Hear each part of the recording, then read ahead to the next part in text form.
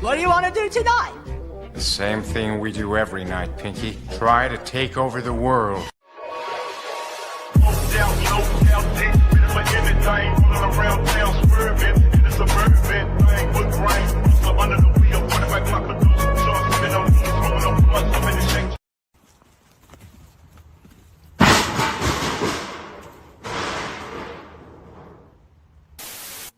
Black Air Force Energy.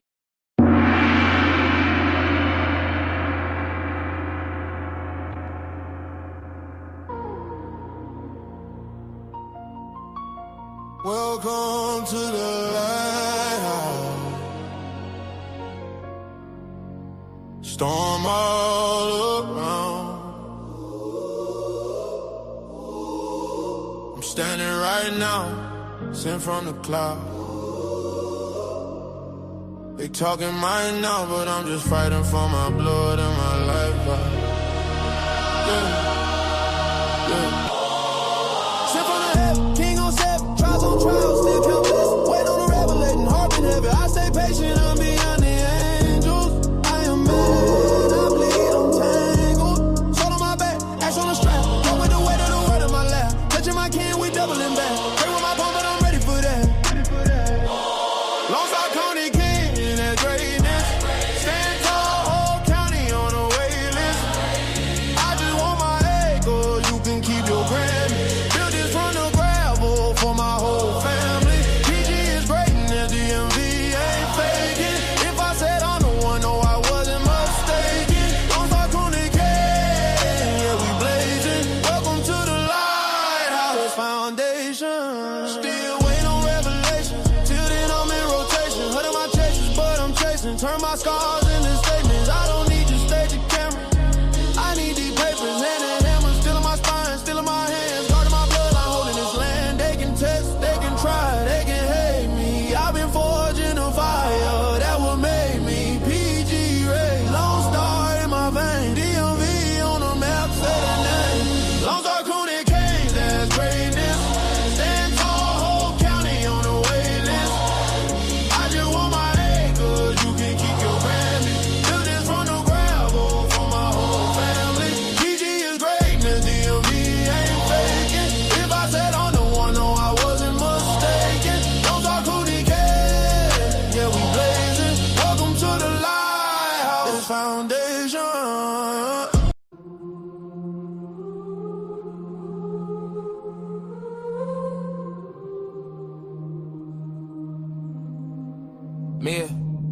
Me, I'm in my zone, focused on my own growth.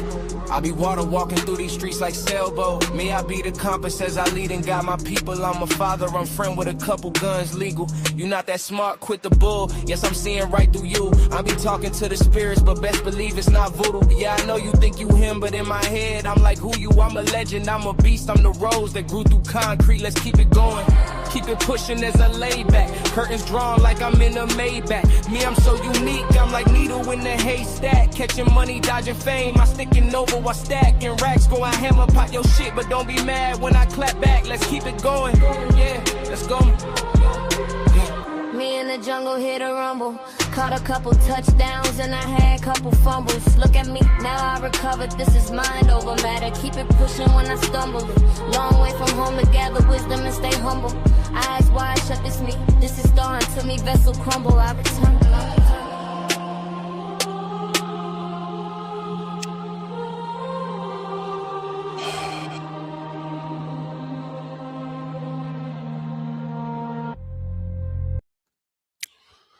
All right. Respect. Welcome back to another episode of Smitty's Corner, aka Lighthouse _301. We're going to talk about two main topics today. One, we're going to talk about what not to do in the kitchen. So I figured it's only right, me and my years of being in the kitchen. I want to go ahead, I want to look through some things. And this is the main reason why a lot of us would say, I don't eat everybody's food. No, I don't eat everybody's food. Nope. So we're going to go ahead. We're going to go through these videos. And of course, as always, before we get started, I must ask you, how are you? How's your headspace? And how has this day been treating you so far? Now, Nancy, if you would be so kind, if you are there, please go ahead and hit the theme music for me, please. All right. Thank you, Nancy. I appreciate it. So let's go ahead and let's listen to this. We're going to just go through some videos. This is just more so kind of a laid back. Let's have some fun with it. And let's also learn some things, right? As always.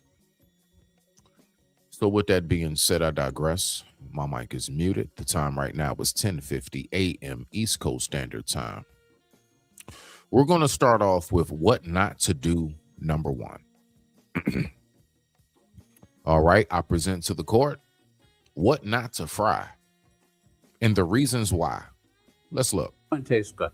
I'm proud of you, egg roll. You did good. And finally, what must be the cheese stick? Even the cheese stick is bad. I thought that one was a no-brainer. How? I can't believe it. I never thought it'd be you, cheese stick. You betrayed me. Made me look like a fool in front of everybody. Okay, maybe some things should be fried and maybe others shouldn't.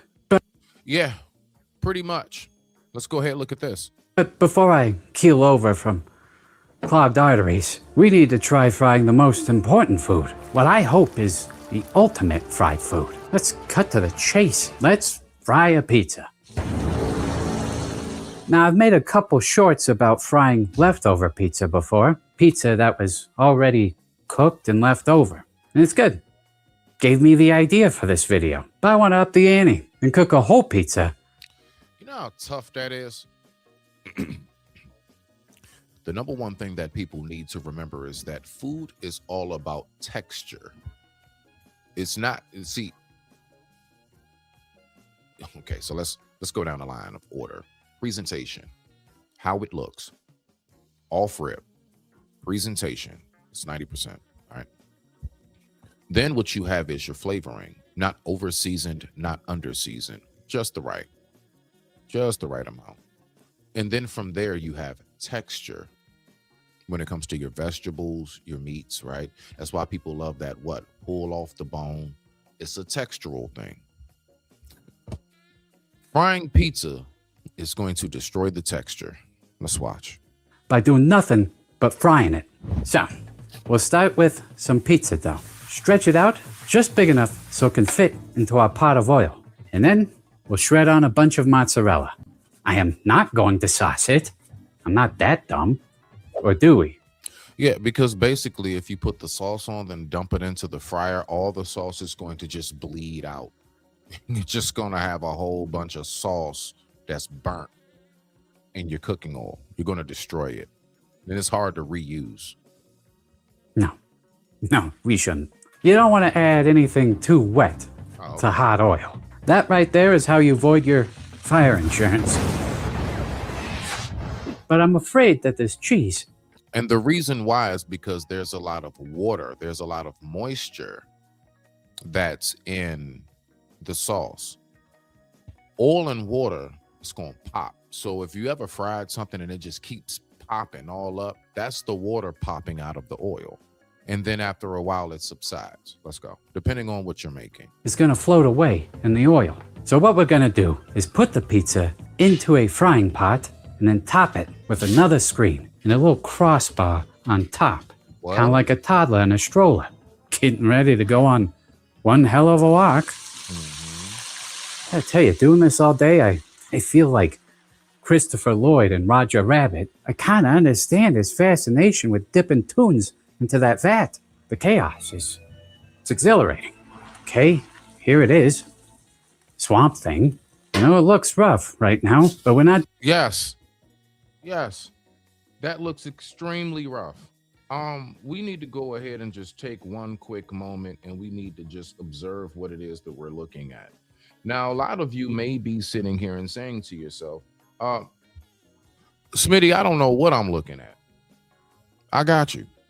What you're looking at is what happens when the cheese rolls through. The cheese just burnt. Do you know how quick it is for cheese to melt? Now, when you accelerate that in such a high rapid temperature, this is what you're going to get. You're going to get what looks like breadcrumbs that go on the top of an apple pie, a Dutch pie. Okay. This is not what you do. This is not how you, oh boy. Even if you were to, let's say, fry a pizza, you would not deep fry it. I wouldn't suggest it, but you would still want to possibly maybe just layer the pan in a coating of oil. And it would have to be a flip process. But then again, if you flip it, the cheese is there. Just like how cheese sticks to the top of the box of the pizza, it can stick to a hot pan. The cheese is going to emerge itself with the pan. So when you reflip it, you're just going to get cheeseless. It's going to be on the pan, and then you're just going to have burnt bread and sauce. And then the sauce is going to be leaking out and popping everywhere. Not a good idea. Done yet. Trust me, this is all part of the plan. Okay. Let's take off the top screen and yeah, I don't know if it's coming off. Well, this backfired on me. The cheese didn't stick to the dough. It stuck to... No, it didn't backfire. It wasn't supposed to work in the first place. It didn't backfire. No. Wasn't supposed to happen. The screen. Maybe if we just scrape the cheese enough, we can salvage this thing. Damn freaking no good mother. What? Cheese. No, not you. I'm just talking to my oven. Okay. Well, it finally came off. I had to cook the pizza in the oven more to burn the top layer of cheese off, but it's off now. Looks like burnt hair on top of a sewer lid. But I think we can still make it good. God, oh gosh. He's actually putting sauce on it.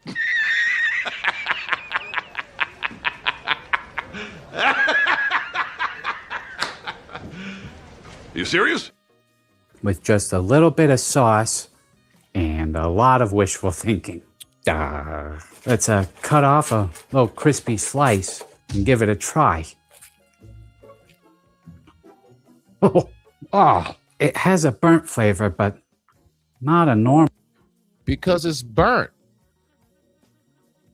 Look at it. It's burnt. Of course it has a burnt flavor. What?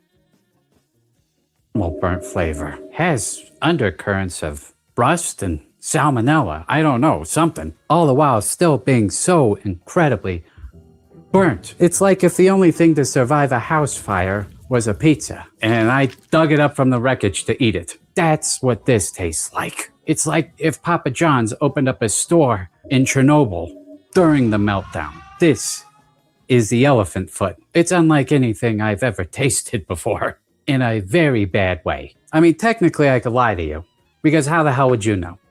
How would you know how it... Simple, sir.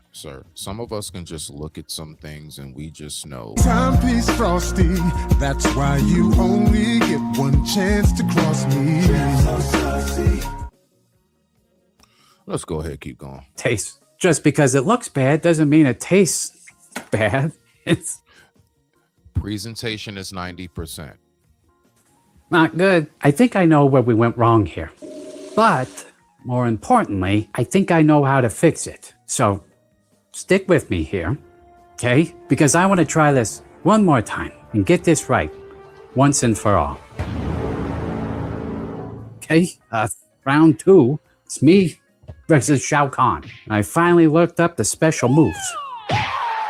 We will use pizza dough again, shred on top the mozzarella, but to protect the cheese, keep it from sticking to anything, we're going to add a second layer of dough on top. We will put it back in our frying pot, cover it again with a pizza screen and the crossbar, and hopefully, if this dough stays put, then nothing will weld to the pizza screen this time. And would you look at this?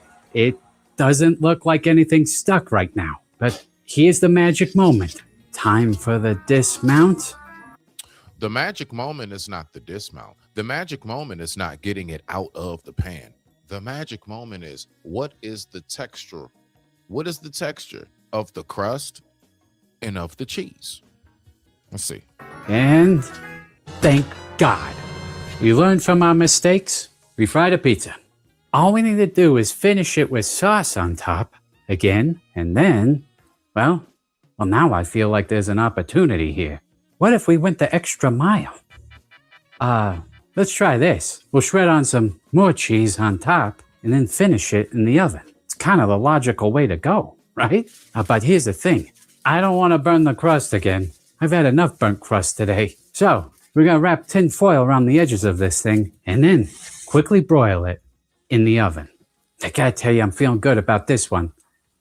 And if you do that, you want to put it on a low broil, not high. And you do not want to walk away. You want to keep your eye on it if you were to do something of this nature. I think we're finally on the right track. We just need to get a nice browning on the cheese and then pull it out. And here it is. Fried pizza. A 7-pound disc of oil and cheese. Truly a slight to anything and everything healthy or holy. I am going to commit the ultimate sin and give it a try. Another thing when you make a pizza, what you want to do is you want to let the cheese solidify. You want to let it sit. You don't ever pull a pizza out. Now, of course, he's doing this for the timing of the video. But what you want to do generally is let it sit, I would say at least about 3 to 5 minutes. Open air. Don't cover it.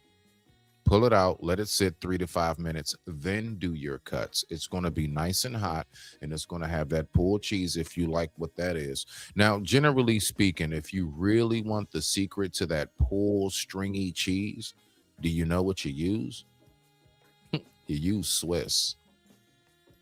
Swiss is really where you get that from. 1 second, please. Yes, hello.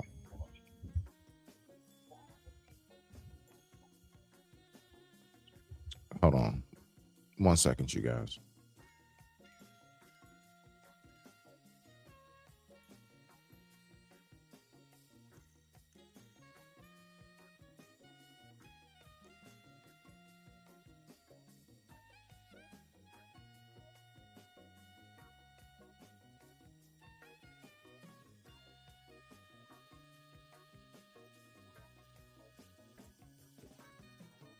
How many are all together? Okay. Yeah, add on the extra large for me, please. Okay. All right. So you got, all right. So you said 96. All right. So I'm getting ready to take care of it. Yeah, 46.97. Yeah, all right, bet. So I'm getting ready to send the price that he told me.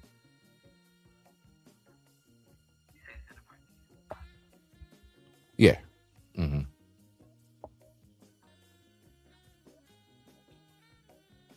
Yeah, I'm gonna go ahead and send that price over.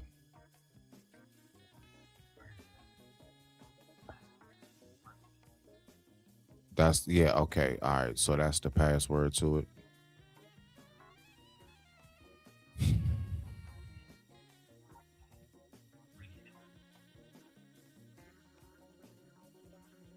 Okay. Add how much more? Okay. All right. So let me take care of this right now. Let me do.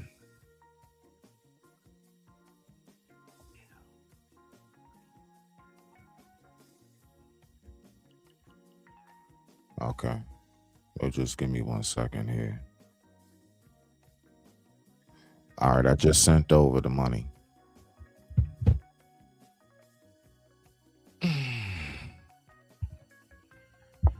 You say what? What are you talking about? Why not? Why not? Because that's what it is.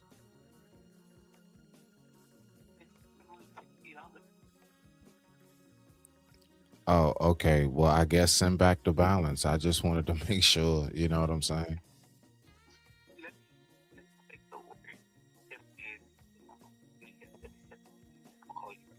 All right, call me right back.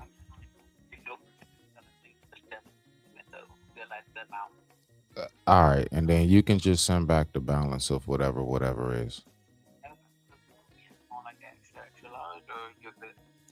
No, add on just one XL. I did. I only added on one black one. All right, that's fine. So give me a second. I'm about to look on the website, see how much the shipping and everything is, and I'll be right back. We'll text you.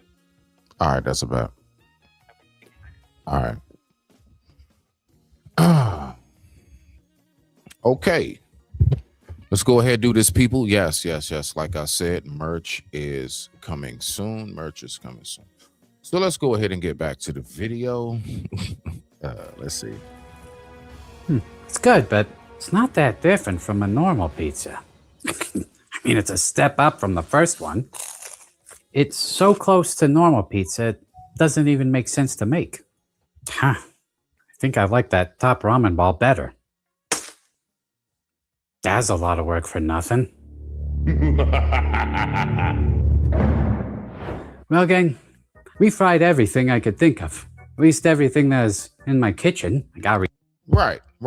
So he went on ahead and did that. So now what we're going to do is we're going to keep this party rolling. So I want to go ahead. I want to observe some epic fails that have happened in the kitchen. There are a lot of things that go on. So I'm going to start doing, a few more, like, I guess you can say, like,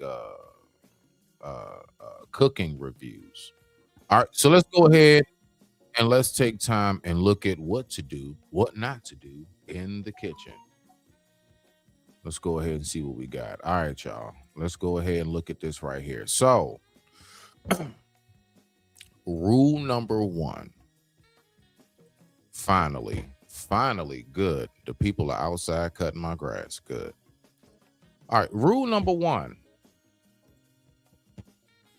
This is how you don't crack an egg. This is how you do not crack an egg. It's a new technique. You smash it. It's not a new technique. Ripping that. No, that's not a new technique. That's a hazard.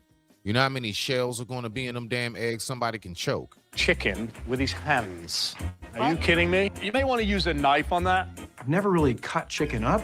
It's just easier to use my hands. Is this a banana? Yes, it is a banana peel. In Korean culture, they cook their dishes on banana peels or coconuts, so I just thought to throw a banana peel in there for... What? Banana leaves. Oh, so I guess that's not going to work out too well. You use whole peppercorns. Whole peppercorn. You all do realize certain things are... Gosh, what am I looking at? This is going by too fast for me. Let me just, hold on. Let's go back to the banana peels. Let's just go back. Banana peel. In Korean culture, they cook their dishes on banana peels or coconuts, so I just thought to throw a banana... No, banana leaves. Not the peel. The leaves. They wrap them in banana leaves. And they steam. And or boil. Oh, gosh. Banana peel in there for... Banana leaves. Oh, so I guess that's not going to work out too well. No, not at all. You use whole peppercorns. Whole peppercorn. He was supposed to ground those. Oh, gosh. Nobody wants to bite into a whole peppercorn seed. I promise you. That's going to destroy everything. You're supposed to ground them. That's the big bottle for when you have a grounder shaker, when you can do this. You're supposed to put those back in there and then ground them. And or you can take yourself a hatchet. You can take yourself some form of metal spatula, and you can go ahead and press down and crush them like you would do peanuts. But you got to really crush them down nice and fine. I made hamburger helper. What is that? It's a callus remover. If you put it... Hold on, wait a minute. What is happening right now? Oh, gosh. Now, listen, this even goes down to when we talk about... oh, gosh, man. This is why I'm glad that any relationship I'm in, I'm already sufficient to know how to cook. I don't need to worry about the woman knowing how to cook, because yeah, you can come across this, although with some women I can throw down. So I'm not going to take away now. Some women I can throw down. So let's get it.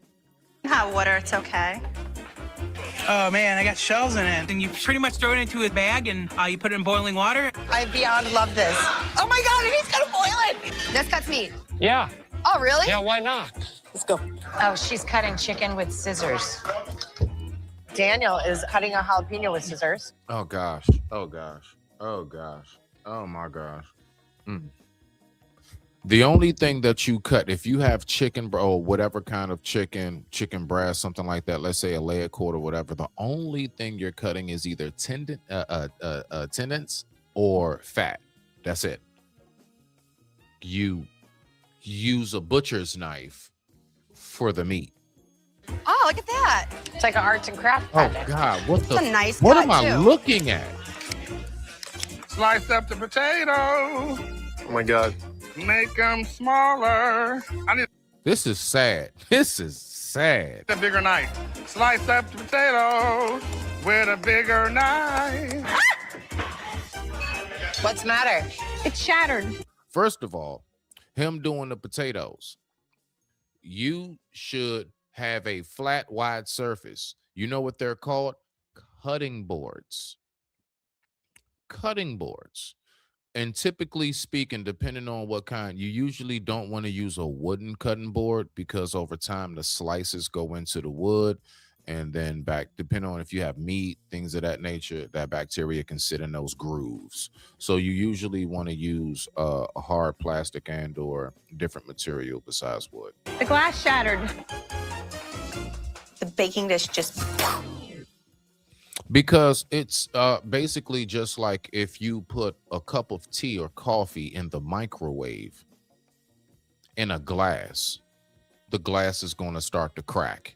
You leave it in there long enough, it's going to break. Now, Pyrex is different. Pyrex is it's a tempered glass, so it's different. All right.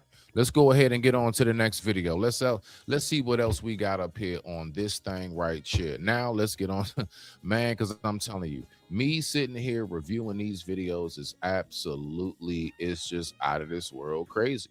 So let's go ahead and go to the next one. Now we're going to go to a really, really famous, no. I'm going to do this one first. Get this one out the way. Let's see what we got on this bad boy right here. Okay. All right. So we already starting out wrong. I just turned the video on and we're already starting out wrong. What technique is this? Rambunctious applause. Who taught you to do that? Jim, Yes, ma'am.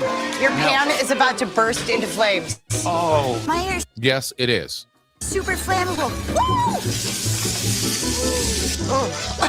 It is getting really smoky in here, man. As a certified safety professional, I can walk into any room and recognize hazards. Time to call the fire department. I started a lot of fires, and the last one was burning my mother's kitchen down. We have open flame. Did mom teach you how to cook? We have raised surfaces. Party foul. We have people that don't really know what they're doing. All right. What?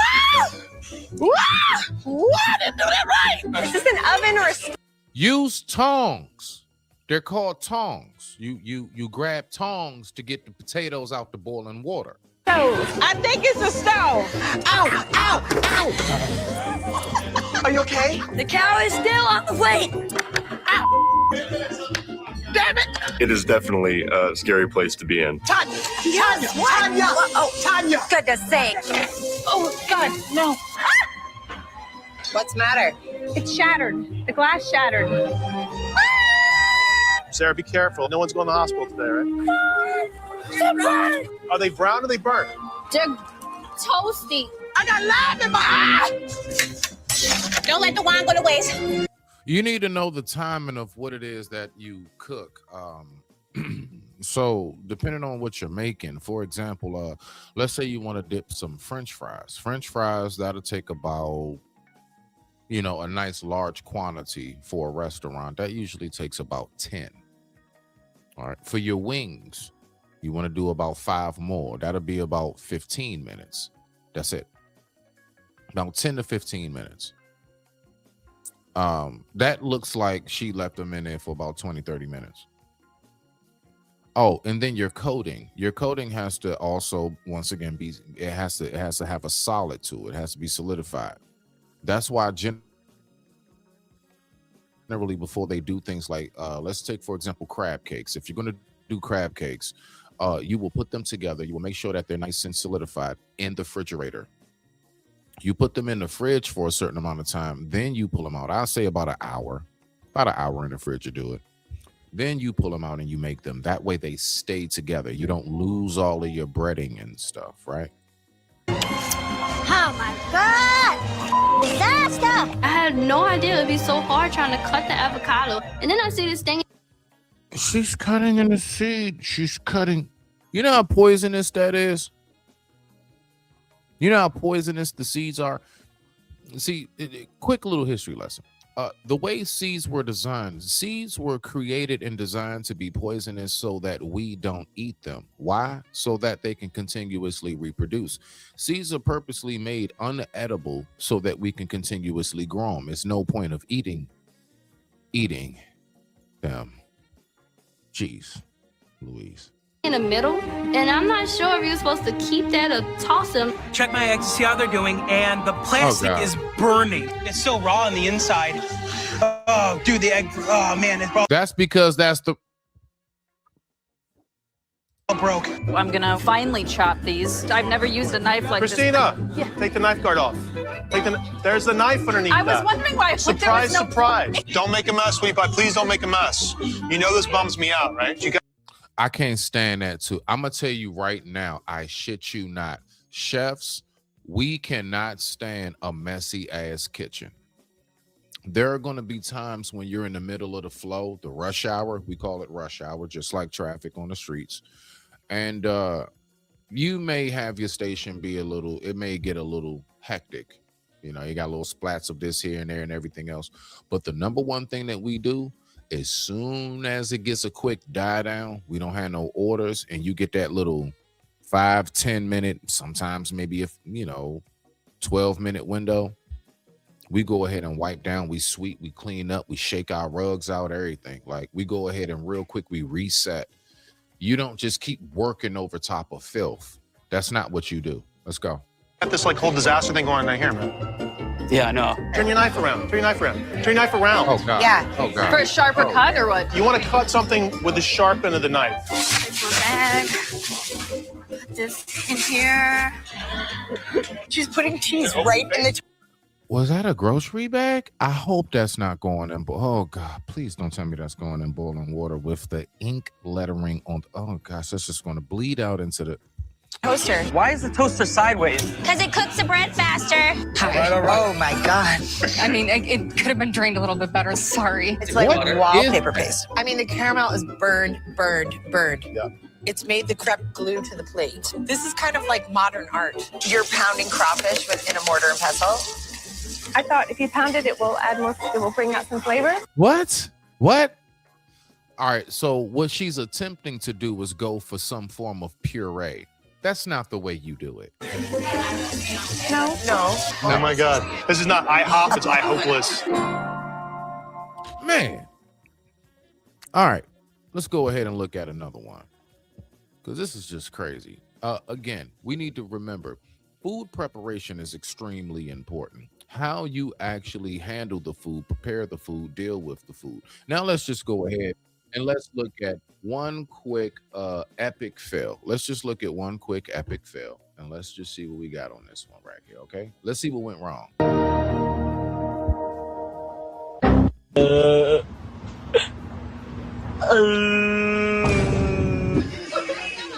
Okay? The first one, you didn't let it cook long enough before you flipped it. You don't try to flip an egg. Let's see. Somebody once told me who.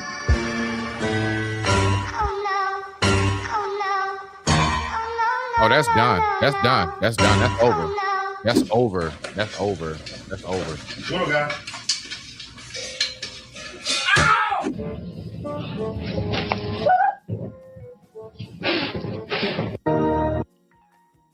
Yeah, you see, this is what you don't want to do. That's what you don't want to do. Now what we're going to do is we're going to move forward. We're going to go to the next one. Let's look at what we have. Oh gosh, man. You know, for some reason, it just seems to get worse and worse. So now we're going to go ahead. This is one of my favorite shows to watch. I actually really like Food Network, right? So this is one of my favorite shows to watch. So let's go ahead and look at a quick and review an episode of Chopped. I love this show. Let's rock out. All right, y'all. Whoa! I notice all these flames. I'm like, what in the world is going on? All right, well, my butter is... It's called Fire. There is a big fire, though, like a big one. Oh, boy. And she put it in the garbage. Did she? I'm freaking out. You put flames in a plastic bag. Great job. Great job. Let's see how this works out. If I don't get this fire, like, in control, I might just be the only Chop competitor who burnt down the Chop kitchen. Is she hired as a troll? There's no way. Because I'm not going to lie. Generally speaking, Chopped has pretty competent people for the kitchen. This is a little different. All right, chefs, 5 minutes to go. I want to caramelize my carrots with my pork sticks. I throw some butter in a really hot pan on my stove in the bag, and then poof. Whoa. That's because your flame is too high. For that, you were supposed to keep it to a low medium flame. Then on top of that, you were supposed to not have oil. That's oof. Let's go. I notice all these flames. I'm like, what in the world is going on? All right, well, my butter is... There is a big fire, though, like a big one. Oh, boy.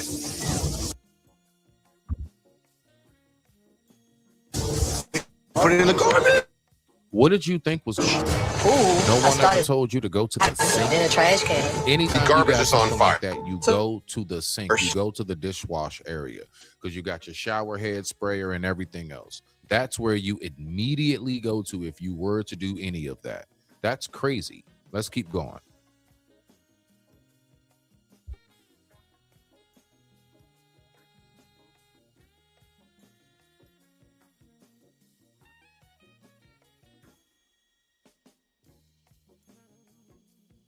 Who burnt. I put my flaming hot pan of butter into the trash, and the trash can catches flames. Coming out. Okay, so Serena That's has a damn shame. They gotta bring out the people from the back. This guy probably just works cameras and stuff, and here he is having to do shit that has nothing to do with his job description. lit the garbage on fire. Fire extinguisher in effect. This show never ceases to surprise me. And exactly. We've Yet never again, had a garbage fire. We've managed to have our first garbage fire. So exciting, really. I'm glad I made it first. Also, her reaction. That is to say, no reaction. Nah, sis, they trolling you.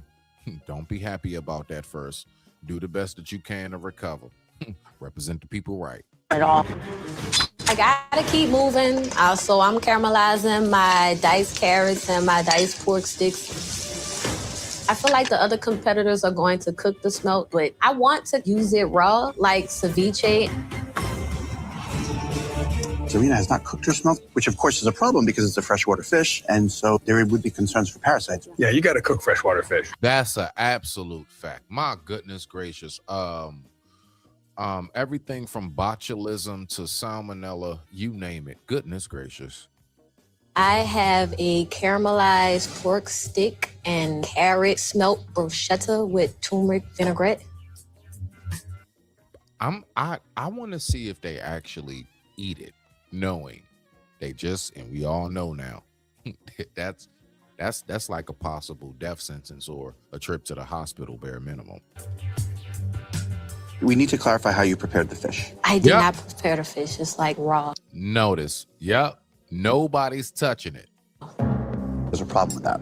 Smelt is a freshwater fish, and you don't ever eat freshwater fish raw because of concerns about parasites. So we can't eat this dish. Oh, man. Yeah. I don't know that you can move on, but I'm confused because I look at this and I think to myself, it's beautiful. It's smart. It's visually stunning, and I think the addition of the tomatoes with the carrots, it just looks really juicy. Thank you. And what is the sauce? It's a turmeric vinaigrette. Smart use of the turmeric. Thank you. I'm humble, and I won't smoke all of these guys. Of course, I want to send them all home. You lit your garbage can on fire as a message. Then I'm going to burn this kitchen up. But I do not believe it's fair if you guys can't You taste don't my say food. that, Steph. I want to be as fair as possible. Now I like your dish, and I respect you even more. Thank you. One champion has to bow out of this competition. So, whose dish is on the chopping block?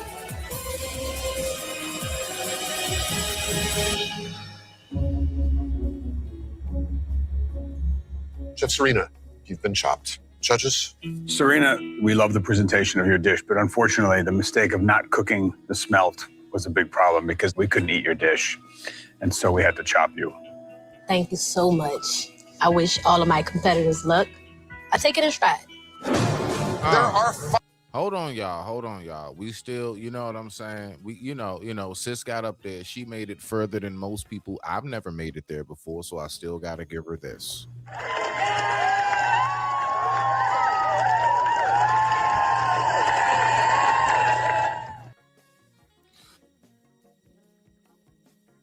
If only they could have tried her dish, she probably would have made it further. 5 minutes left on the clock. It's funny, they're all starting to work with I'm talking about in spite of the fact that she burnt the daggone trash can. their moonshine, so they've all got pots of burning liquor. Yeah, there's like 6 feet of flames coming off of Patty Peck's station. Oh, hello, there's something on fire over here. Oh, well, that's not good. I hope we have fire extinguishers at the ready today, fellas. Oh my God, I'm gonna burn this place down. I tried to blow out the fire and... No, you don't try to blow it. You gave it more oxygen. That's why it poofed back at you and said, yeah, do it again. You don't blow on it. No oxygen. You don't put air to it. It explodes in my face. But I'm gonna keep going with this moonshine. We'll just put that there. This is not a good situation. It'll be nice when the grease inside the exhaust actually catches that flame and the entire Food Network studio burns down. My moonshine reduction is in back of me. I haven't checked on it in about 500 years. And I turn around. Wow, that really didn't come out. It's a disaster back there. Hey, I mean, look on the bright side. You just made charcoal. Now you can go ahead and grill. It turned black. It turned really black. But okay, I've got the moonshine with the shard, so I figured that's good enough. Why does she say it like that? It turned black. Really, really black. She said it like it turned evil. It was evil. No. Well, chefs, what I've made for you here is a seared lamb riblet with a lemony chard and herb salad and some drunken pickled chard ribs with a loaded mashed potato.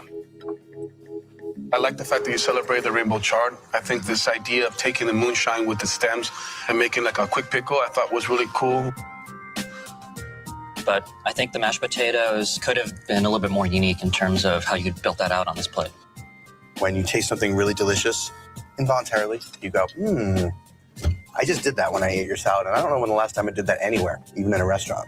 But with the lamb, I did not get the proper amount of fat to me. I got almost all fat. Sorry. Shall we discuss what's in that pot over there? You know something?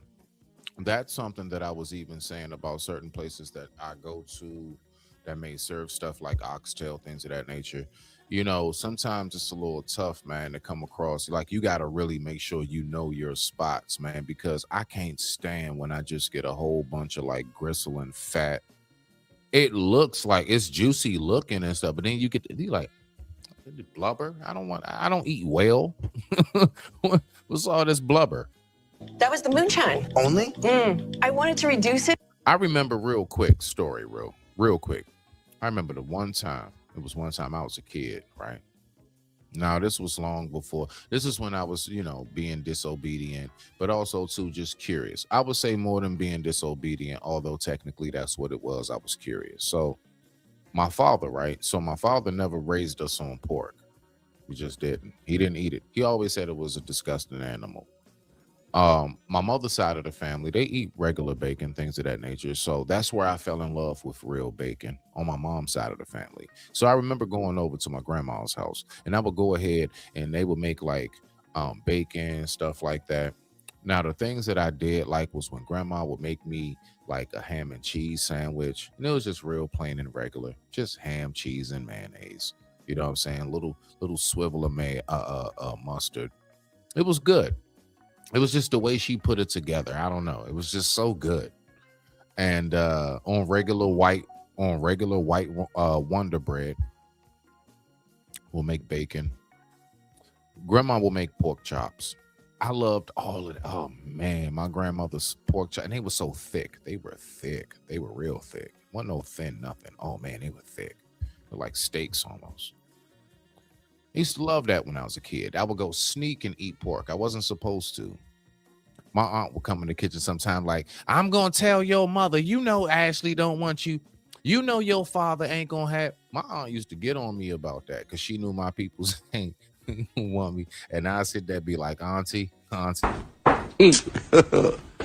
have mercy upon us. Yeah, man. So I'll go ahead and I would have that when I was young.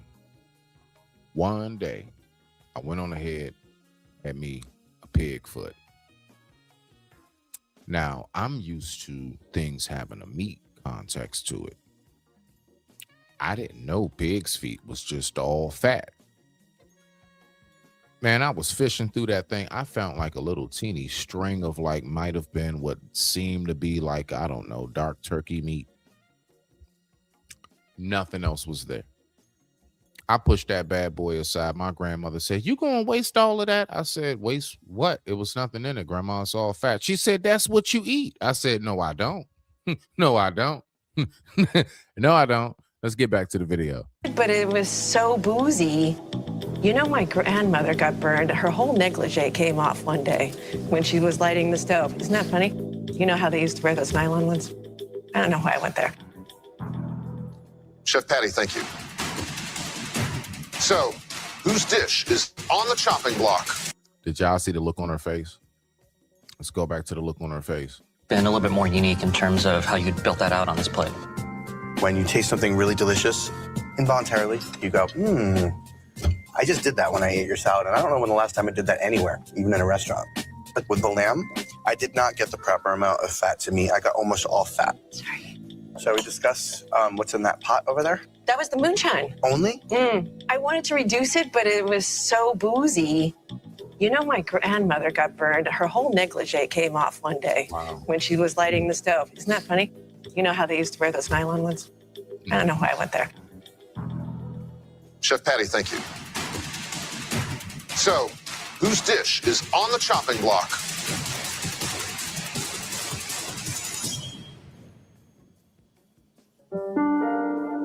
Chef Jason, you've been chopped. Chefs, here's your 2-minute warning. Oh, I'm just so good on time now. I'm going to really make this happen. Maya's rolling her tortillas on the cutting board that she butchered the chicken, and she didn't flip the board or clean the board. Oh gosh, cross-contamination. Oh gosh, cross-contamination. Timepiece Frosty, that's why you only get one chance to cross me. Cannot do 10, 9, 8. I'm patting myself on the back. 6. This is restaurant quality in 30 minutes. 4, 3, 2, 1. Time's up. Please step away. This is the drunken chicken. How did it get drunk? It had quite a lot of brandy. Okay. That'll do it. Because it was a purple chicken, I thought it goes with the purple potatoes. I added some scary candy with the mixture with la coche. I actually like the fact that you presented this thing whole. The chicken itself, it's nice and moist. It's not dry at all. The chicken's perfectly cooked. And I like the purple potatoes. I think they're a very smart use of color to tell a story. Were you concerned at all that this sort of looks like the chef's dentures fell out? Well, yes, that was supposed to be a practical joke. I like your whimsical touch there. Well, I'm hesitant to go further and eat this because I saw you fill them and roll them on your cutting board, the same board that you cut the chicken on. Chef, did you flip your board after you cut up the No, chicken? I just didn't think about that because I was in a rush. I find that this is a serious mistake I made. I feel fair. You know something, one thing I would say, I remember I had a homeboy of mine who said to me, man, why don't you go ahead and try out for that one? I said, nah. I said, the reason why is because it's too much of a race to give your best meal. If you were able to just cook your best meal and just move, it's really no time on nobody. But let's just say there's an overall time of, I don't know, an hour or something. I'll say, excuse me, I'll say about an hour. Yeah, for most meals, yeah, about an hour.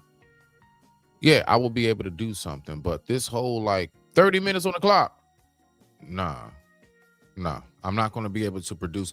There are going to be steps I might miss and everything else.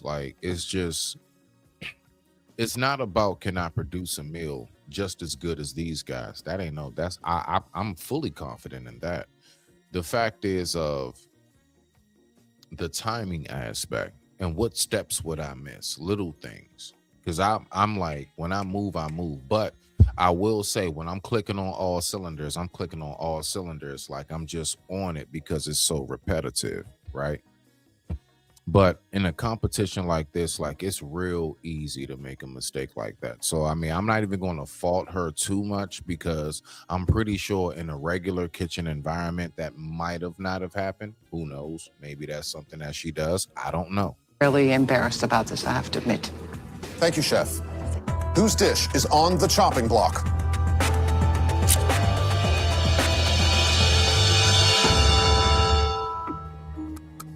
Chef Mario.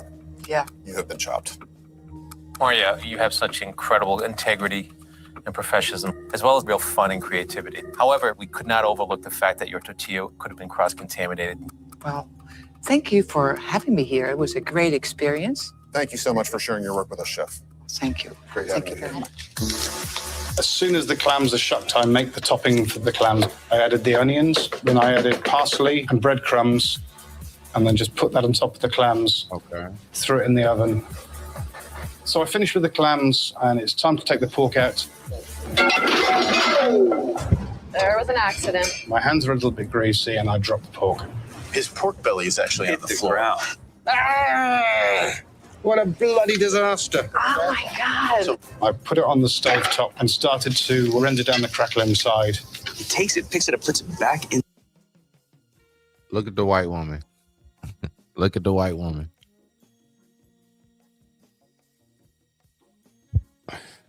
Ah, shit. I'm not a quitter.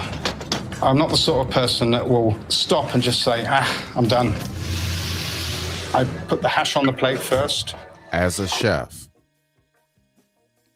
the one time when we definitely say, hold on, stop, we're done, is when the food hits the floor. Now, you're not done, but you're done with that one because that's going in the trash. You know how many times we've literally kicked a whole goddamn steak or something? I'm serious. Just kick it to the side. Go ahead, get another one. Bop, bop, bop, bop, bop. Boom. Do it again. Is he the servant to us? I put the pork over. Chris plated the pork belly that fell on the floor. It's on the plate. Chef Chris. Today I made my interpretation of pork surf and turf. It's a seared pork belly with potato and artichoke hash, baked clams, and an apple sauce. So speaking of turf. Yes. I saw that you dropped the pork belly on the ground. Oh! I feel that is hilarious. I wish I'd have came up with that myself. He said, so speaking of turf. like I can't eat this food. I totally understand. Including the pan sauce. Because I would just take this pork belly and put it aside and eat everything else. But the clam's great. You rendered bacon, and then you further seasoned breadcrumb, and then you baked it off. The fact of the matter is, I think these are the best clams of the round. And that's the frustrating thing, because we don't get to taste your pork. Maybe you could tell us why you should move forward. Well, I did something different. I think that out good. You did. You know, You did something very different. You dropped the food on the floor and kept on pushing. You didn't get anything new. You should have just went on ahead and eliminated that part of the process. You should have improvised to the best of your ability at that point. if I hadn't to drop the pork, I would have been okay with what I put on the plate. Thank you, chefs. So, whose dish is on the chopping block?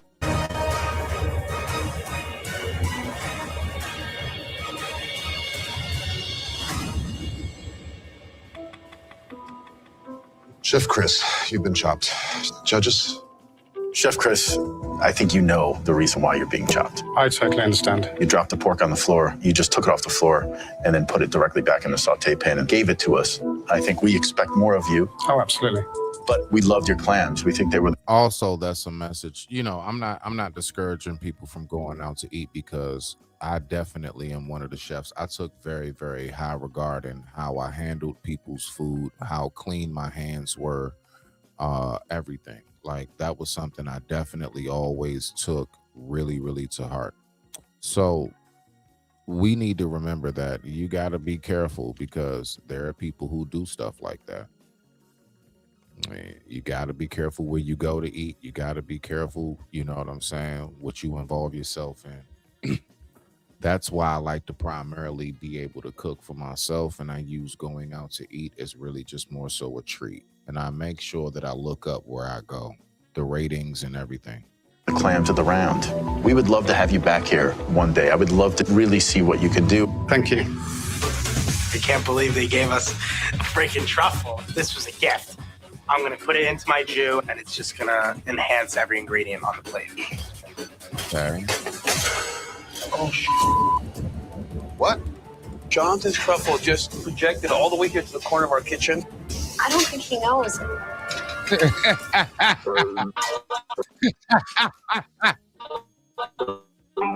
I'm sorry.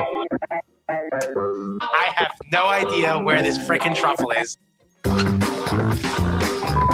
I can't let my entire dish fall apart right now. I have to keep cooking.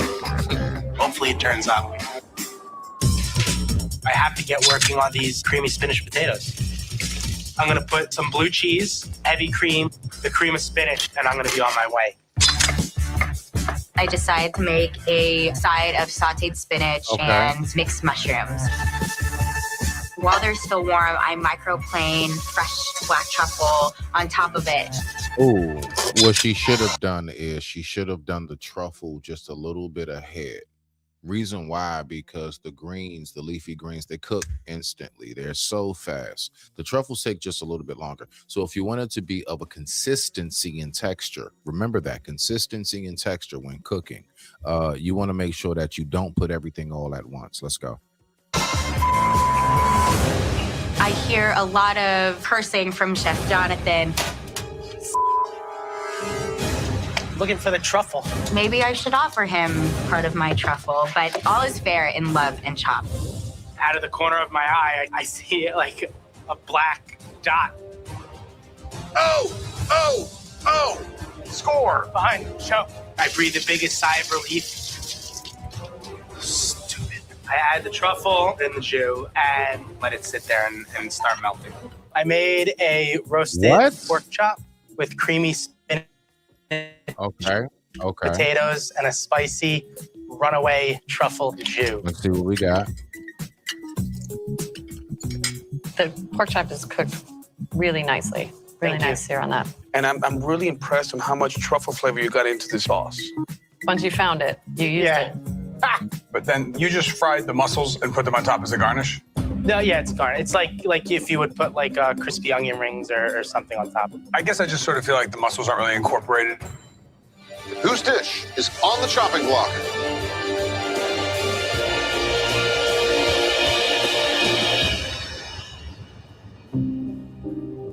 Chef Diane, you've been chopped.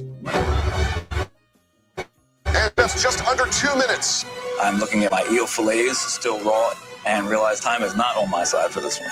I was also trying to mess with the brulee gun. John can't get the torch on. Oh, no. 1 minute left on the clock. Quick blowtorch on all of them and down onto the plates. And This yes, is not the. is it. This is the one. 10, 9, 8, 7, 6, 5, 4, 3, 2, 1. Time's up. Please step back. This is a bruleed eel on a bed of blood chocolate sauce, topped with a potato chip gremolata. And 2 cucumbers.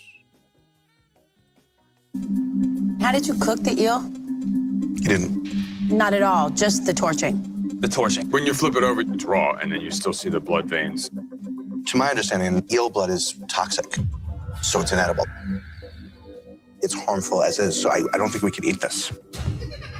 But your presentation, I thought, was really beautiful. That's a very important part of my food, is always the way it looks. The Presentation is 90%. combination of the pig's blood and the chocolate was very smart. So I see a lot of creativity in this.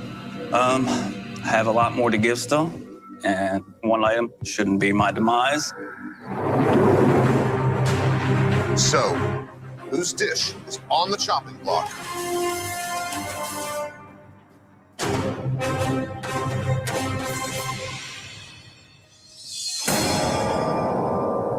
Chef John, you've been chopped. Judges? Chef John, in terms of concept, composition, presentation, you were head and shoulders above the competition. However, you did serve us something potentially harmful and even toxic. I'm nervous. He looked like, well, that was the whole mission. I wanted to poison the entire. I'm sorry, I don't mean to be, but I mean the whole Marilyn Manson look just kind of, I don't know if I want to receive food from somebody like that. That's just my personal opinion. I don't know what to do next, and I figured grab your croissant, great cheese in there. This is your 2-minute warning, chefs. Oh my God. Siggy looks like she could use an extra 10 minutes. I have to plate one at least. Time escaping from me. I'm not going to be able to put 4 plates right now. So I said, do you one plate? Do it good. Chef Siggy. I prepared you a Sicilian-style capers, kalamata olives, string beans, onion salad over first sliced pear served with Parmesan crostini. So the time evidently got away from you in terms of getting the right number of plates made. I figured if I just do it tasty and juicy, would it be more important than serving plates that would compromise the flavor? You would be wrong there. It's important to serve 4 plates.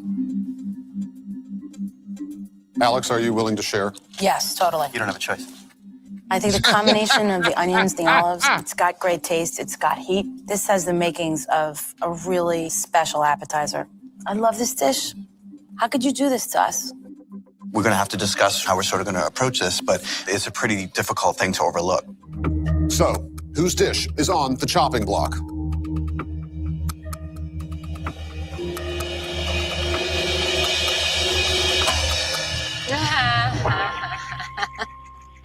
Chef Siggy, you have been chopped.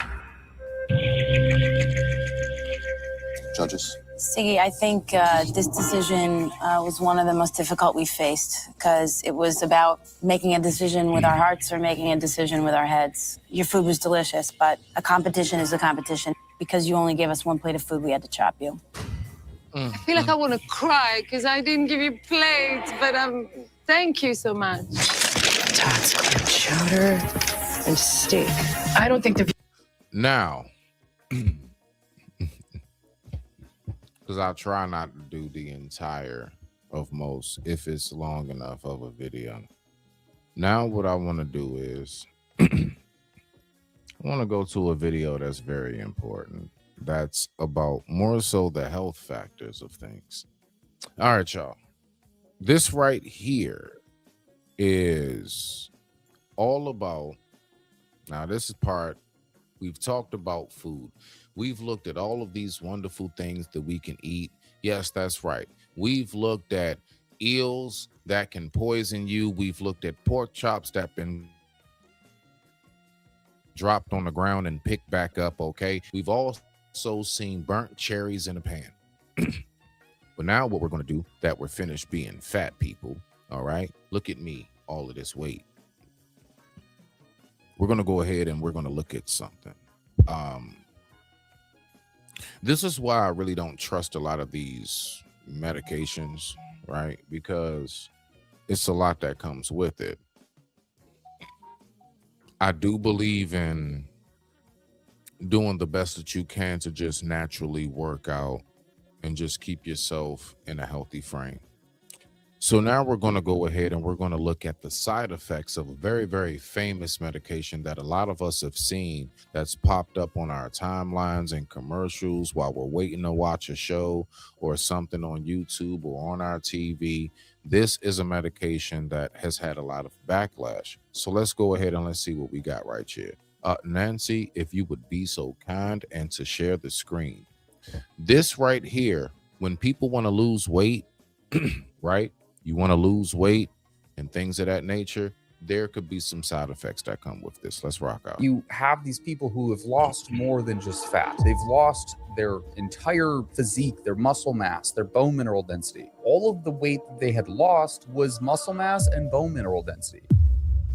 Disclaimer, this video is educational and informative in nature. Do not contact anyone shown in this video. Also, this video is discussing steroids. Do not use steroids. Do not. And let me do my disclaimer as well after him. This is entirely for educational and entertainment purposes only. There is a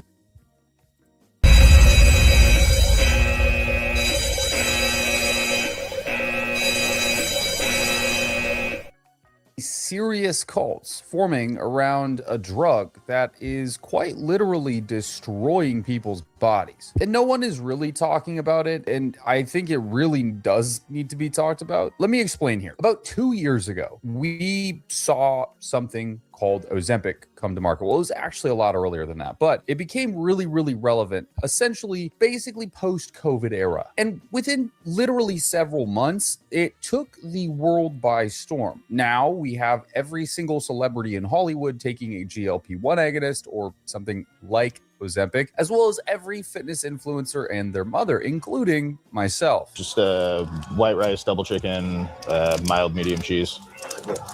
I'm good, bro. Don't worry about it. I'm on hella Retta.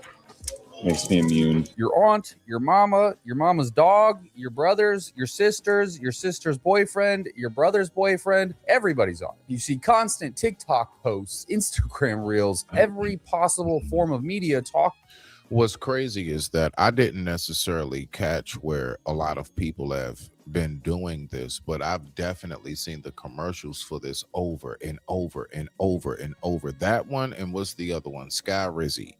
I've been seeing like it's like a couple of them. It's just they're just in your face. Ozempic was another one. About this one drug, and genuinely it works really fucking well. People are losing weight and numbers are falling off of the scale faster than they've ever done historically before. It's kind of like we've cracked the code to the obesity epidemic that has been plaguing the United States for 20 plus years. Oh, there it is. There it is. Unfortunately, though, things haven't been cracked so easy because biology does not give free lunch. See, weight isn't the only metric that is important to track while you're losing weight. I know that sounds convoluted, but when you really think about it, you can lose a pound and have that pound be bone mineral density and lean mass and maintain fat mass, and you've effectively lost weight, but you've also gotten fatter. So you can... Yep. And that's where you get the sinkage and everything else. So even down to losing it that way, that's where a lot of people then say, I need to go ahead and have some body constructive surgery, or I need to go ahead and have my skin tightened, right? All kind of tummy tucks and everything else, because you're going to look flabby and nasty. See my point? It's very critical that weight loss is constructive. It is something that there are guidelines to, and a diet is considered, and definitely a lifestyle while you're engaging in something that's relative to weight loss. Nice. And why am I talking about all this? Well, Ozempic face. And we've brought it up before on this channel, but I think it's really interesting to always talk about and look at individuals who have been affected by the Ozempic face. So basically, plastic surgeons everywhere have been talking about this epidemic of Ozempic face. Basically, people losing weight so radically fast that their facial features change drastically and they lose a lot of facial fullness. And it's definitely one of those things where you can see drastic changes in primary celebrities. celebrities over the past 2 to 3 years. Jessica Simpson, for example, So they're showing like Oprah. So I didn't know that this medication, I mean, I don't know. Is this same medication that Oprah used to lose weight? Maybe so. Let's go. has completely changed her face. I don't know. I think Oprah just really had like that super duper, like, I think she had that Iron Man type surgery. You know, that like, you know, she went to like, she went to Marvel. And one of the big ones where it's like super obvious is Scott Disick. I don't know his fucking. He was on Kardashians and dated one of the girls there or something. I don't really keep up with that shit. But basically, you can see from 2022 to 2024, a span of 2 years, he looks entirely different. His face is completely emaciated, and he has sunken in cheeks and almost a hollow face. You could. What's the name of that newscaster? He's out here. I think it's Good Morning America, if I'm not mistaken. I think. And he was real chubby, black guy, bald headed with glasses. And he was so chubby. And like when he lost all that weight, I'm not gonna lie, like I noticed he lost the weight, but it's like it was something about it looked almost like he was sick as well. You ever seen somebody lose weight to the point where they look sick like him? His eyes are sunken in. So I don't know. I do believe that some of us are supposed to have a certain amount of body mass on us. And I don't mean like as far as be fat, but everybody's not supposed to be the same body type. And when you go against that natural DNA code of what it is your body type is, I think that that's where we get these type of problems. And then you look like a ghost. You can see his temples, his forehead, you can see his cheekbones, his jawline, but it's not a healthy kind of looking way. You know, like usually those are features you want to see, but it looks like they're almost too far gone. And so the reason that I'm making this video is because of this gal. And I don't want anybody to run over to her profile and say anything, but she had several videos go viral recently, and it's just a brand new, fresh account. But she's been talking a lot about her GLP-1 usage, how she lost a ton of weight, which awesome for her. But the changes to her face and body. GLP-1. Okay. Seem a little bit too much. I've been on a GLP-1 since January of 2025, and my goal was to move into maintenance, but my insurance coverage is going to be ending next. She looks old. Wait till you see what she looked like before this month, and I don't know what my next steps are going to be. I've heard in maintenance that folks typically spread the dosing out to like 2 weeks apart or so, but with everything kind of going on, not really quite sure what I want to do yet since I won't have the coverage. In this video, she's talking about she doesn't know what to do because insurance is going to now stop covering her GLP-1 usage because she's lost the weight that she needed to lose, and she wants to move to a maintenance dose. The problem is now is that when you buy GLP-1s legitimately on market, it is a drastic. That sounds like she developed that anorexia complex where, you know, now you can't get past any of that. You know what I mean? Al Roker. Thank you, mama. That's what I'm talking about. Shout out to Mama Apps. Thank you. Yep, Al Roker. You know who I'm talking about. Yep. High price, and I'm talking multiple thousands of dollars for even sometimes just a month of treatment. And so she's kind of scratching at the bit here, trying to figure out what is she gonna do. And I'm also considering possibly going on to the compounded version. So if anyone is in maintenance or thinking about it or close to it or on the compounded, I'd love to hear from you. And so this post blew up because a lot of the comments were talking about how she was disappearing, how her face looked gaunt, and how she was basically going too far with all of this. And this is a common trend that you see with individuals using GLP-1s that don't have any previous history of dieting, don't understand protein intake. And I know that sounds like really basic, but honestly, a lot of people even watching this video probably have never tracked protein, have never tracked a calorie, have never considered how much protein they consume on a day-to-day basis. And And so when you take something that inhibits your appetite strongly, very strongly, the chances that you're now going to go from a undernourished diet but overfed to a undernourished diet and underfed is really, really high. And so what happens is that your body has a certain biological clock. Your body has a certain biological clock. Now, this is just to put it in more so of a layman's term. Your body is used to going to sleep at a certain time, eating at a certain time, whatever it is you may do, even down to your curricular activity. Your body is used to doing certain things at a certain time, even using the bathroom. I think most of us even know right around the time, generally speaking, where we will go to the restroom, right? Your body's going to tell you exactly what's going on at that moment. And if you're not in tune and if you don't pay attention to what's going on with your body, then you're not going to be able to really pick up what's happening. And that's how a lot of people let their health just, wound up going to the point where it's now irreversible. And we have all kind of stage 4s and everything else. And when that happens, you are going to metabolize muscle tissue and bone mineral like mad. In fact, your body will preference that tissue as opposed to fat tissue. And so you end up in a situation where you have these people who have lost more than just fat.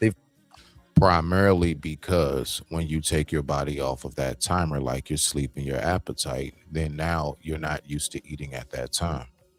I'm gonna give you an example. For example, me, I grew up and I'm used to eating at, let's say, in the morning, right? During my school years. So during my school years, I was accustomed to eating breakfast, lunch, and even dinner. Because when I was home, of course, family made dinner. So while I'm at school, they serve lunch and breakfast and lunch. I'm used to eating that. I get out of school. It took some time.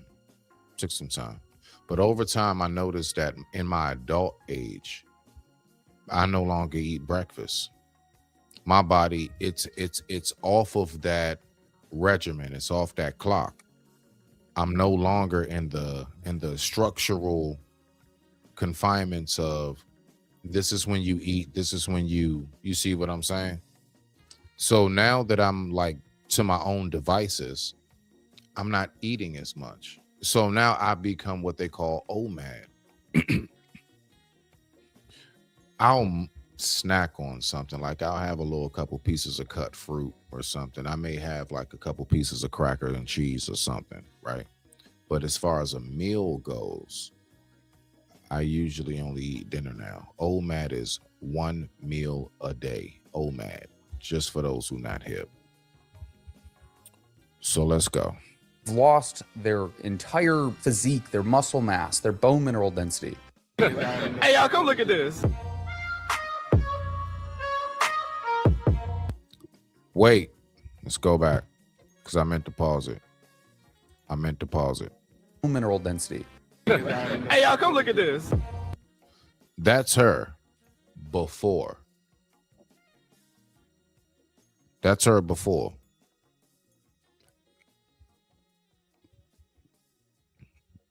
I mean, All right, so this is the sister before, and this is her now.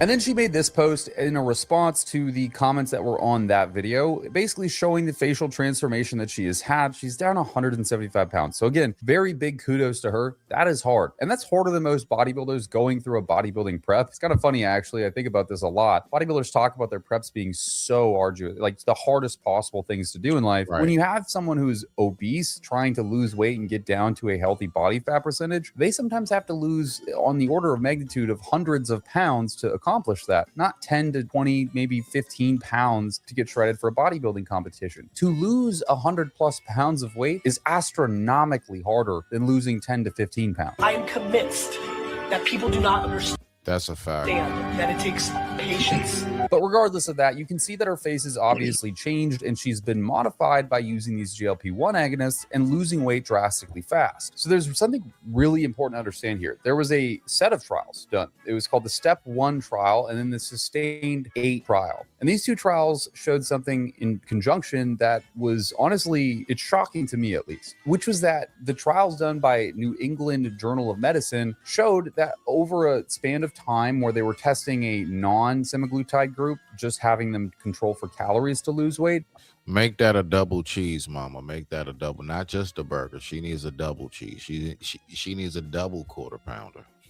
Versus a semaglutide group was that the group obviously with semaglutide lost a shit ton more weight, but there was a huge problem. They lost 39 to 40% of their weight in lean mass. Now, what that essentially means is all of the weight that they had lost was nearly half of it was muscle mass and bone mineral density. And this is exactly why you see so many people who don't necessarily have like a nutrition-based background losing their faces, losing their bodies, quite literally looking emaciated using GLP-1s. So in fact, you're not just losing fat from your face, but you're changing your facial architecture because you are losing those components of your body. And sometimes that can actually look really good, especially if you do control for protein. But most of the time, in a lot of individuals who don't have any concern for these things, it is very deleterious. Essentially, you've taken steps to lose weight, but you've also lost muscle mass and bone mineral density, resulting in Oh, Mama Shirley,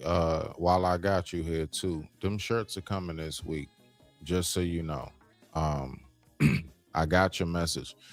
You need to let me know. Do you want the hand symbol or I digress? My mic is muted. You gotta let me know because it's like two designs.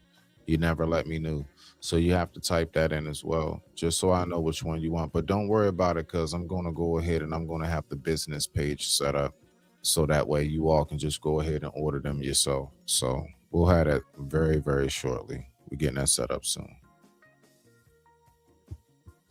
hormonal environments changing within the body, and that results in just genuinely really a not so ideal result as compared to somebody who would have disciplined, engage in normal nutritional patterns, and healthfully drop weight. And the thing about these like semaglutide studies, trizepatide studies, and many more is that the weight loss happens extremely fast, and the quickness matters because that really is what deflates a person. So if you're somebody that's taking Ozempic or a GLP-1 agonist that's very similar, what you have to consider, and it's like critical that you consider this, is rapid weight loss is not the goal. Constructive weight loss is the goal, where you're eating a very nutrient-dense diet with a good amount of protein, somewhere around 1 gram per pound of body weight, plus you're actually working out with weights. I know it sucks. It is what you got to do, but it works, and it keeps you from melting away. Generally, my rule of thumb for even clients who are doing bodybuilding is you don't want to exceed about 1.5%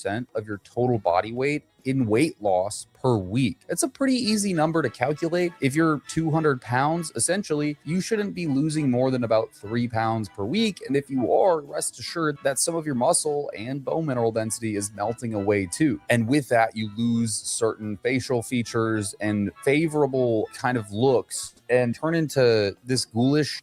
I got you. Say less. I figured that. I just wanted to make sure. I got you. Individual that goes viral on social media, and you see this so much now, and it's like everybody and their mother can get a GLP-1. I mean, you just hop online, you go onto any website and you start taking it, and unfortunately a lot of those individuals just don't have any foundational dietary knowledge, and so they still eat the chips and they still eat the cheesecake and they still eat the bullshit, and they just eat less of it. And so now, like I said, they're undernourished and underfed.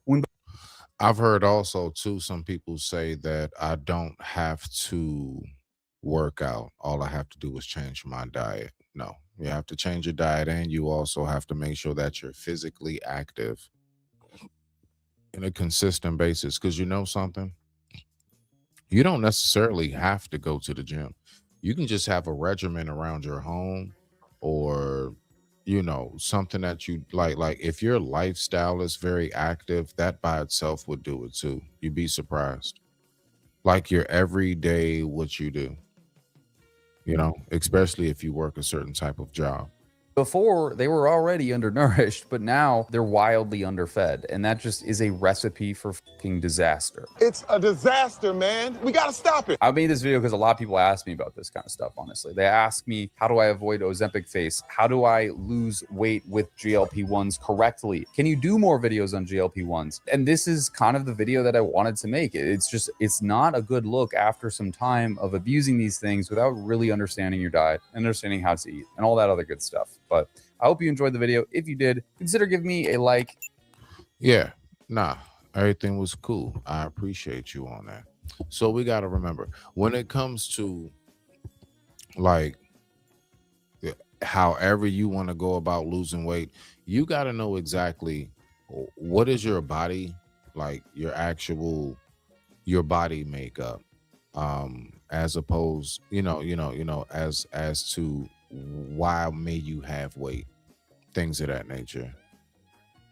I've been looking into why is it tough for me to keep on weight, because a lot of us, we also be saying to ourselves, dang, I want to bulk up a little bit, right?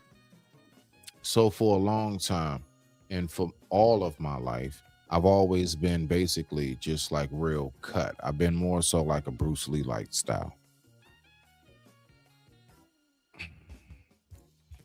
It's difficult for me to try to put on weight. All right, high metabolism. Now, there are ways for me to go ahead and actually add muscle mass. But then I get to looking into things and it's like, yeah, well, as you get older, the more of that you have on you, the more pressure it puts on your heart. As far as like fatty tissue and stuff like that. Because with muscle mass comes the fatty tissues and everything. This also has to do with your diet. Has a lot to do with your LDL, HDL. Now, one thing that I'm going to say when it comes to this young lady that we just viewed, that right there was, I would say, a very bad example of how to be an example of somebody who lost weight. That right there honestly looked like somebody who you knew back in high school and they were healthy, and then you come across them and they got their hand out because they're on some kind of drug now. And I ain't talking about weed. You see, that's what I'm seeing in that more than anything. I want us to keep all of that in mind. Keep your body healthy. I'm gonna be real with you. I really want to end it off with keep your body healthy. We only get one of those. It's a lot of stuff I'm working on. I'm the best that I can to try to get to the point where I don't smoke anymore and everything else. Like, I'm working on a lot of stuff in myself. Slowly but surely. And what I do is I make sure that I tackle what it is I know that I can tackle immediately. That's really what you want to do. You want to try to tackle what you can, like, actually do right then and there at that moment. Don't make your goals too far beyond ahead of yourself, as in don't put too much on your plate at once. That's what you don't want to do. Because then what happens is that when you aren't able to accomplish that, or let's say you fall short, what do most of us do? We get discouraged and we say, F it, then we just go ahead and lie back down and do what we were used to doing. Now it's business as usual, and that's not what you want to do. You smell me now? So yeah, I definitely appreciate y'all stopping by. Much respect to the family. Let's go ahead and kick this bad boy off. You already know. Respect.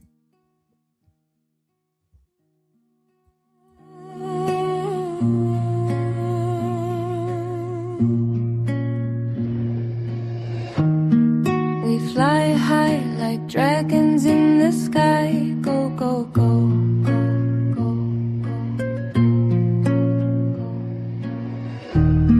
It's the main event. We fly high like satellites. Come fly with me like the wind beneath your wings. This elevation to the max, give me space. I'm in space, this calm, this is cool, mates. And it's safe. Let's be real, keep it going, keep it fly. Let's get high off the life. We fly high like dragons in the sky. Go, go, go, go, go, go, go, go, go. We fly high like satellites. Come fly with me like the wind beneath your wings. Now let's let the choir sing, now let's let the choir sing. Oh, go, go, go.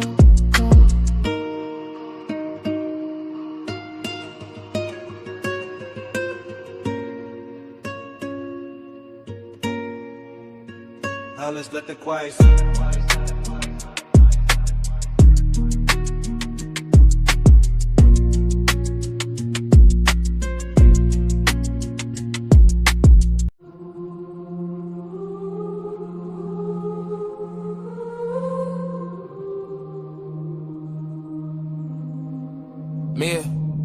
Me, I'm in my zone, focused on my own growth.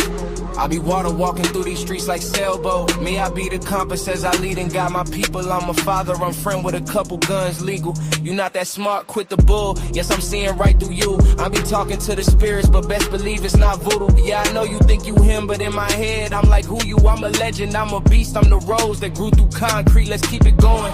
Keep it pushing as I lay back. Curtains drawn like I'm in a Maybach. Me, I'm so unique, I'm like needle in the haystack. Catching money, dodging fame, I sticking over while stacking racks. Go and hammer pot your shit, but don't be mad when I clap back. Let's keep it going, yeah, let's go. Me in the jungle, hit a rumble. Caught a couple touchdowns and I had a couple fumbles. Look at me, now I recovered. This is mind over matter. Keep it pushing when I stumble. Long way from home to gather wisdom and stay humble.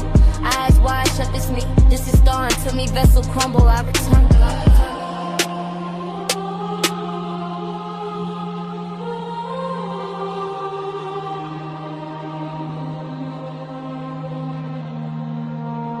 However, breaking news, breaking news, breaking news. I digress. My mic is muted. My mic is muted.